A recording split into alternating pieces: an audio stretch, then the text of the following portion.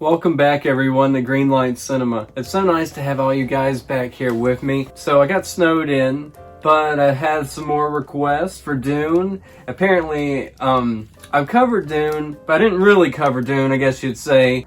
I guess you could call this the part 2 review to Dune, only it's not Denis Villeneuve's part 2, it's my part 2 review. It's so nice to be back after being snowed in, guys. Oh my goodness. So let's get into this review. So before we get started, this was a requested review originally, just for me to do Dune, or John and I to do Dune, and we watched it, had a couple of technical difficulties. I still kind of didn't feel like I got a great collective amount of information I wanted to say, and also some audience let me know that they wanted to hear a little bit more of what I thought of the film. And so again, I'll try and keep this relatively short. This movie, right off the bat, was just such a breath of fresh air. After being hit in the face like week after week and month after month of Marvel movies, and no offense to the new Ghostbusters movie, you know, you see all these movies that are, you know what they're made for.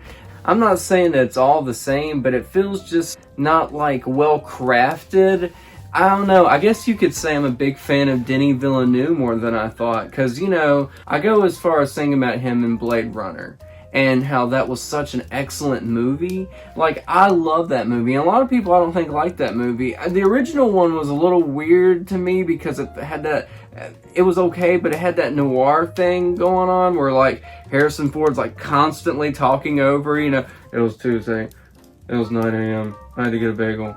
And I seen this girl in the window. I mean, and that's fine and all, but it's just Harrison Ford has an extra sound that he doesn't care in his voice. Blade Runner 2049, it was excellent. Excellent movie, is a little slow in some parts. This movie, Dune, was really interesting. And I took a couple of notes here that I thought to the world was really interesting. Like, I don't know anything of the lore of Dune. I absolutely find it fascinating. And I don't want to sound like a bumbling, brain-dead moron, but I really don't know a whole lot about the lore of this franchise. But it's very interesting to me. I want to know more. So the movie, it starts out with Zendaya, Paul's love interest. He's having these premonitions kind of beyond his understanding of Zendaya, you know, this girl in the desert. And it's really interesting because she's kind of giving us like a little bit of a rundown of like things that's happened on their planet, which I don't know. I don't think that's the Dune planet. I forget what planet that's called, but I know that they first start on Arrakis, and which doesn't make any sense why they have to leave this beautiful, lush planet to go to this spice mining planet. All I know about the spice on Dune is that it can, it's like a drug, but it's a little bit more to it than that. It can like super enhance your abilities as a human. It can also make you like smarter or stronger or something. It enhances you almost as a super being. But it also does like travel and navigation for people. And a real interesting thing about this is that computers and all that tech has been outlawed in this universe or this future. It's, I don't know, it's like a dystopian, or I don't know, I would go that far. It feels like a Mad Max post-apocalypse. It's like a post-apocalypse with Lovecraftian, feels like, and I say that because it's like a cosmic horror. It feels like with a little bit of industrial type feel to it, because you know they have these like machines that like get out that harvest the spice and all that, and it's interesting. Like, I feel like Paul's family was just more or less, they're like, hey, the Harkonnens has decided to give you this planet full of spice and stuff. I know you guys have a lush planet, but it's almost like, would that have been disrespectful if they didn't, you know, if they disagreed and said, well, we got all we need here, but thanks, but maybe they really needed the spice? I don't really know. But I don't want to give out this whole entire story. I see the merit in this movie. It's fantastic. But something I want to cover real quick that I don't think I've got to cover much is, I believe in the year 2021, that they've masterly crafted some type of new way of making pacing less painful, because the Ghostbusters movie pacing was, I felt, excellent. And with Spider-Man, it was a long film, but it had great pacing to it. Or it felt a little longer than I was thinking it would be, but there was not ever any time I was bored during the film. And kind of with this movie, it's kind of got a slow start, but once it kicks off, it really kicks off. After we go through Paul getting this like weird, painful, like hand in the box test, which was pretty crazy. I don't know if that was like more or less to see, I guess, his strengths. And I think he freaked out, like they're like some sister, his mom or something. I'm lost in all of this. It's a little confusing. I'm not sure of any of that, but that scene looked cool. It looked great. And Paul looked like he was in a lot of pain. So I was like, the acting in this movie was so great and so authentic.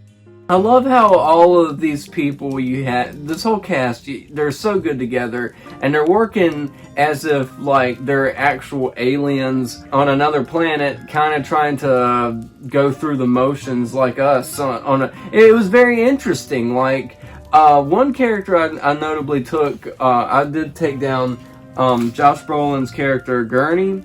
I really liked. I felt like he wasn't Thanos, even though he sounds like, it's Thanos. He plays Thanos, but I can't do a Josh Brolin voice, but he just has this like real hardcore, deep, like, I am smiling. I love that little scene. Oscar Isaac's Duke Leto says, "Smile, Gurney," and he's like, "I am smiling." I just thought that stuff like that, I think, is good. I love that little part with Jason Momoa when it's like a Downton Abbey, Game of Thrones type thing. Like, "You will call him my lord," whenever the Furman come in. I'm kind of skipping ahead. I don't want to get into every little intricate detail and spoiler of this movie. I really want people just to see it. And I want everyone that's seen it kind of to know what my thoughts are without me rambling too much.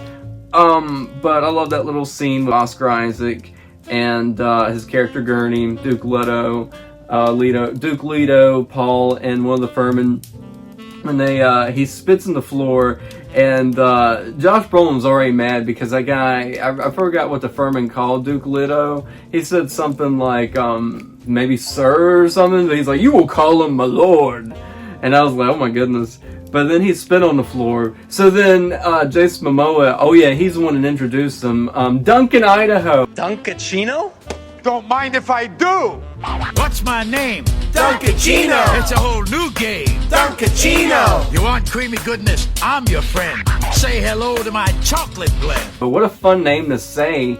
He introduces them all, and so the Furman spits on the floor, and Jason Momoa awkwardly like spit on the floor because they think that's just part of the tradition. Like, that feels like a lot in the Dune lore, is to not disrespect tradition. Hold. Thank you, Stilgar, for the gift of your body's moisture. We accept it in the spirit in which it was given. I'm glad you've come.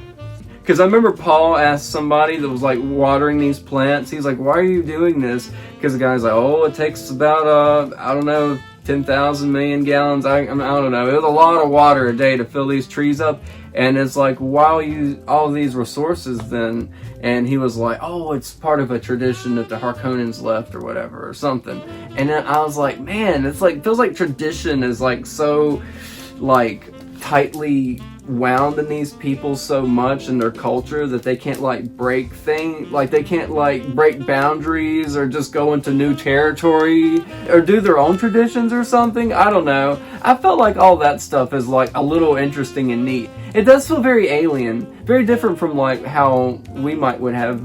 I don't know. It's very interesting and complicated. It feels like something made on another world, and I like that about the Dune movie. The believability of this story is just so rich and great. When they did show a little bit of Baron Harkonnen and the Harkonnens and everything, and mostly like what I could get from them is it's like his Dune is what he says. It's very political kind of feeling. It's like politics, space politics a little bit, which we know how that goes with Star Wars, but all jokes aside, I mean, it's kind of interesting. They don't bog you down with like all the politics and everything, but you kind of get a feel that like there's a lot of seriousness around all this in the desert. And I mean, people, you know, they're all trying to get this precious spice to help them be superhuman and be able to navigate in space. I mean, it's pretty interesting.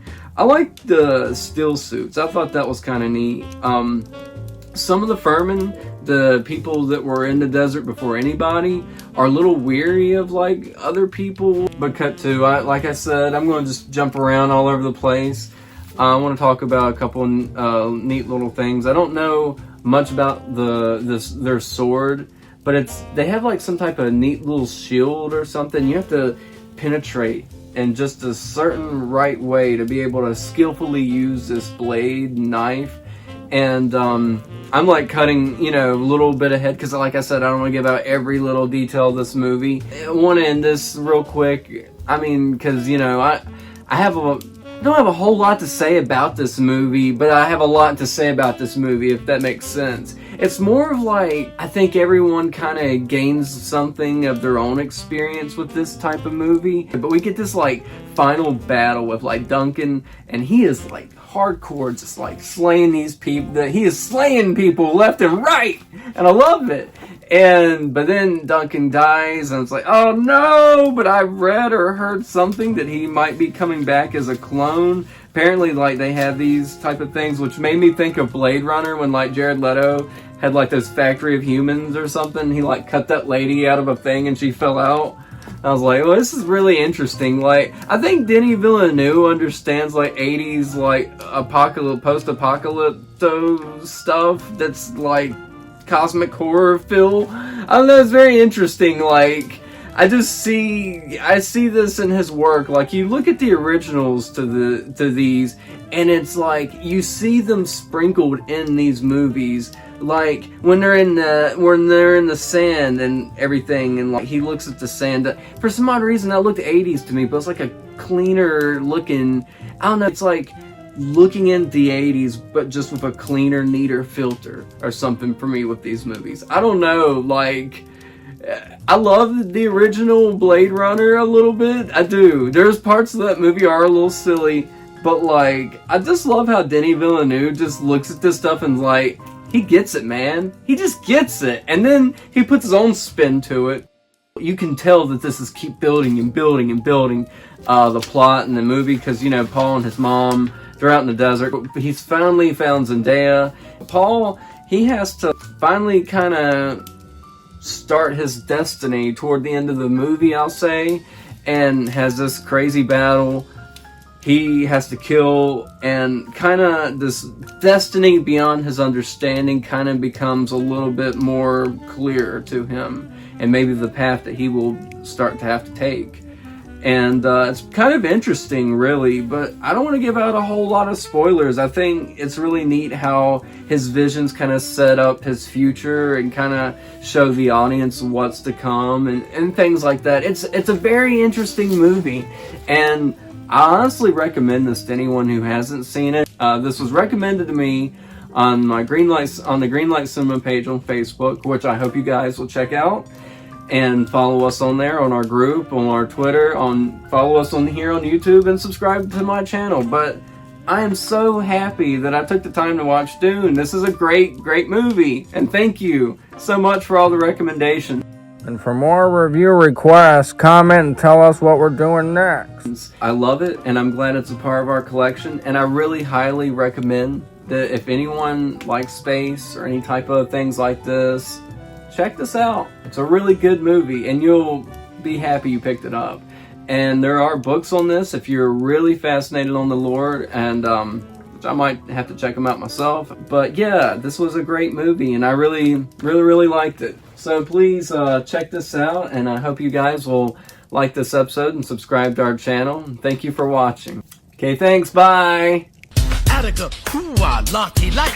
This whole trial is out of sight. They pull me back in with hazelnut too. Caramel swirl, I know it was you. Everyone wants my Dunkachino. Can't get enough of my Dunkachino. Kids from 7 to 17 lining up for my Dunkachino. What's my name? Dunkachino. Dunkachino.